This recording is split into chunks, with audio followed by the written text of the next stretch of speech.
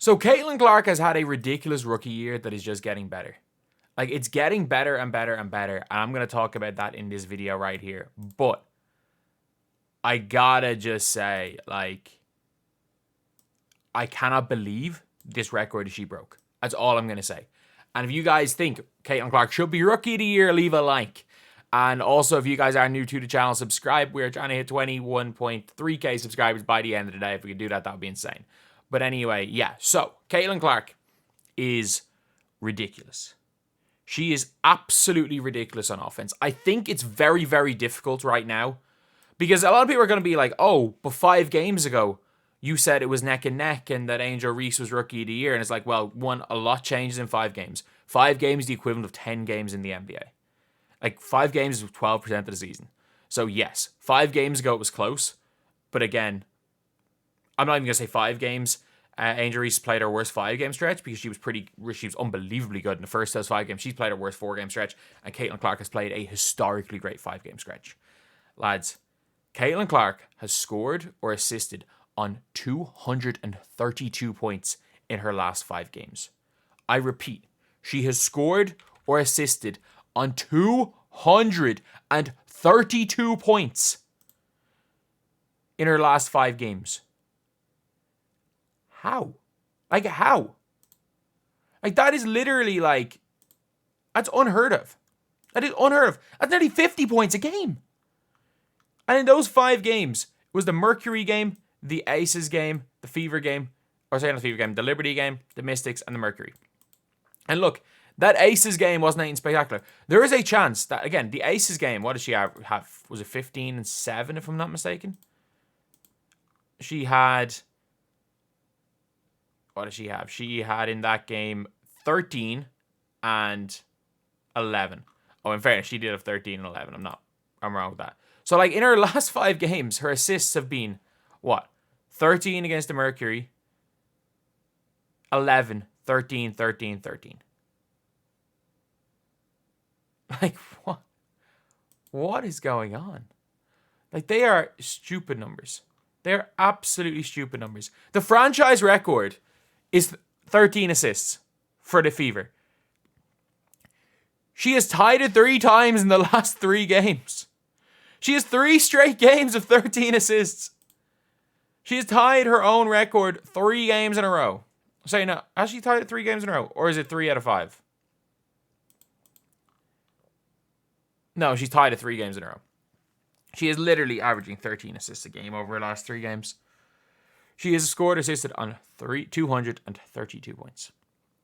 232. It's nearly 50 a game. It's nearly 50 a game. Like, per 36, she is scoring or assisting on as many points. She is creating as many points as, like, Luka, I'm pretty sure.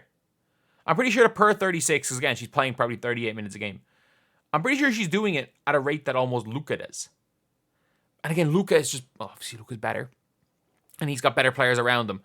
And like, if these players, especially in the last game against the Mercury, if her players were shooting even 25% from 3, this would be probably closer to 250.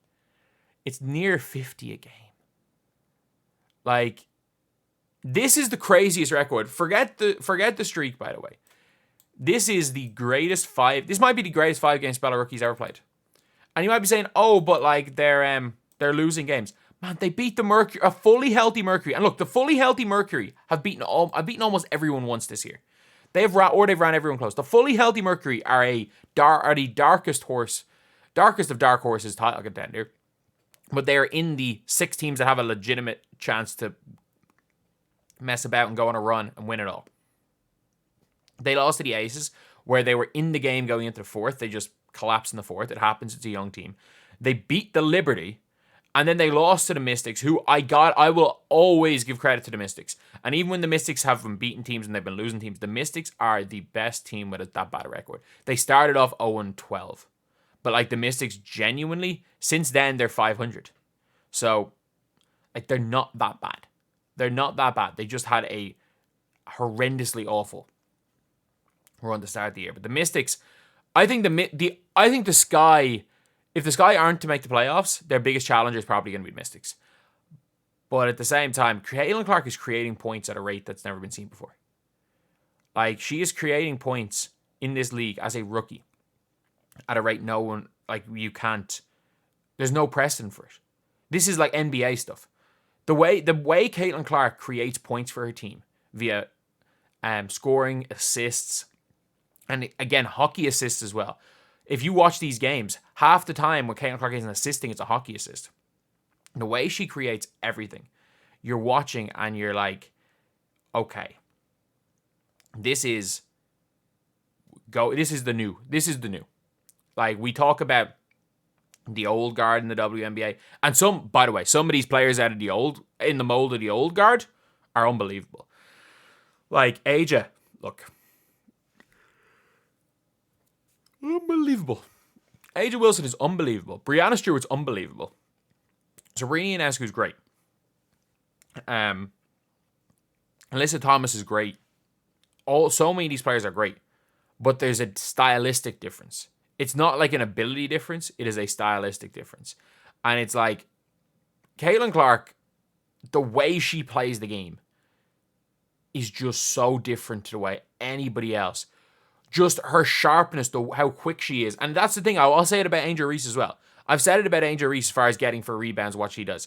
These players are coming out of college playing a different game. And it's not that the standard is better. It's that the game is quicker. And it's not the players are quicker. The game is quicker. So a lot of people being like, oh, these defenders are going to be bigger, stronger, faster, and Caitlin Clark. And it's like, yeah, they are. But she's still, like, she is, as a rookie, the sharpest guard in this league. And that includes Chelsea Gray. Like, Chelsea Gray's been terrible this year, but she's just been the connective piece that works for a team. But at the end of the day, you don't need to be good when you've got Aja Wilson playing like she is. You just need to you just need to be on the floor and make sure Jackie Young can play point guard. Like, if you replace the current version of Chelsea Gray with Erica Wheeler wouldn't do it with let's just say my favorite player on this channel, let's just say Julie Van Loo. The Aces would be in the exact same position, if not better, with Van Loo than Chelsea Gray than this current version. But this is a record that you're going to see only broken by her. You're going to see only broke by her. And it's going to be interesting, I think, to see how the rookies get on the next couple of drafts. I think next year's draft is pretty decent. Like, Kiki Iriafen, I like Paige Beckers. I think Paige is going to have a really good rookie year. I'm like, what's her name? There's the female Wemby, who's like 18 and could come over. Like, it's always interesting taking the international prospects because you've seen it with like Ezzy Magbagor. She's a vet, but she's only like a year older than Caitlin Clark. So it's like, it's always interesting taking the players. But I think all of these young players I think the league is in for a rude awakening. And I think even a lot of people and a lot of teams are like looking, they're like, okay, yeah, she's like that. And I think it was the Taurasi game after like Caitlin Clark before that had been like, no one's giving me advice. And the fact that it was Taurasi of all people was the first vet to really, really embrace Caitlin Clark. And then she had a near triple-double in a superstar level game against them with Kat Copper sacrificing her offense to stop her. It was like, that was the moment where I think everyone realized they're like, okay, yeah, this is not all hype. Caitlin Clark is better, like probably not as good as the people that thought she was going to win MVP this year. But I'm not going to lie. Over the last 6 or 7 games, she is in that MVP conversation. She's in that over the last 6 or 7 games. Like, she's not going to be in there for the season. Your MVP is Aja Wilson. It's unanimous. There shouldn't be a second. But I would put her, like, you've got obviously your Aja Wilson. I think Kat Copper should be second. Or sorry, Fee Collier second. I think Kat Copper should be third. I think she's been ridiculously good this season. And then your Stewie, Sabrina, who else is doing pretty well this year? Jackie Young, maybe. Obviously, you're not going to give it to someone who's second best player on her team. I think Caitlin Clark's right in that conversation. Like, I would put her, if you were to give me a ranking for this year, I'd put her 10th. If you have to put a point guard in the All WNBA first team, she's on the All WNBA first team. That's the level I think Caitlin Clark is playing at.